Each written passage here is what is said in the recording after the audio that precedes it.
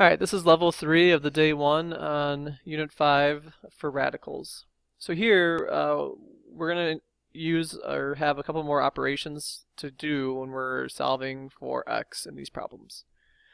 So in number 1, same idea as we worked on before. You want to try to get the radical and the x by itself.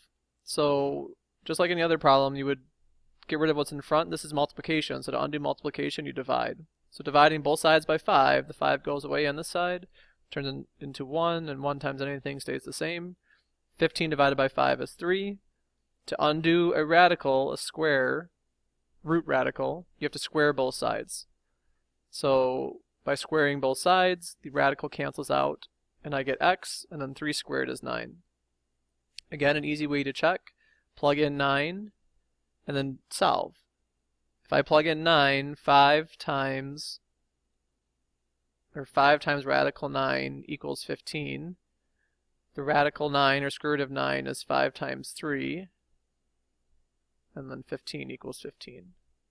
That's how you know you did the problem right. Take a look at number 2. Notice in number 2's step, you're not initially starting by squaring both sides. And the difference between this and the previous examples that we've looked at is that the minus 12 is not included underneath the square root sign. So this is happening outside of the square root sign. Because of this, you have to undo what's going on over here. So I'm subtracting 12. So to undo subtracting 12, I add 12 to both sides. So by adding 12 to both sides, that's where the 4 comes from. And now I can square both sides because the radical is by itself. You can only square when the radical is all by itself. Here, once you square both sides, the radical cancels out with this raising it to the power of 2, and then 4 squared is 16. Again, plug it in and let's check.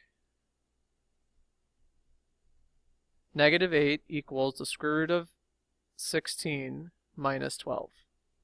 So I have negative 8 equals, the square root of 16 is 4 minus 12, negative 8 equals negative 8. Okay, the last one just combines both steps. So first, I want to get rid of this adding 6. Notice again, it is not underneath the radical, so I can subtract 6 on both sides. If this was underneath the radical, I would not be able to subtract 6. So it's kind of like parentheses. You're including it if it's underneath the radical. If it's not underneath the radical, it's not included. So you're going to subtract 6 on both sides. That's where the 45 comes from. And then now I can divide by negative 3. 45 divided by negative 3 is negative 15. Alright, so let's take a look at what we got at this point. If you look, it says the square root of x is negative 15. So remember what we said above when we were working on those problems.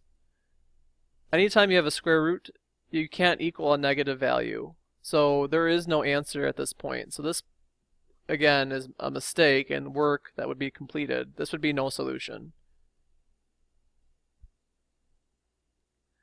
You cannot have a value be squared and then equal a negative value.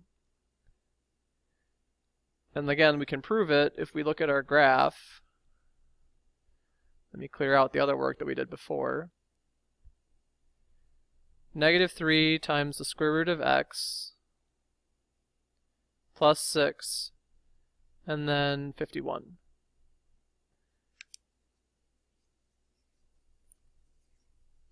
Alright, so there's my negative 3 times the square root of x plus 6. Let me change my window. And I'll make my y value about 55 so I can see it. So there's 51. And then there's the other equations. And you see they don't intersect, so there's no solution. So again, remember, anytime you get to a square root value that's equal to a negative, you can stop and say no solution, because there's no number that'll make this true.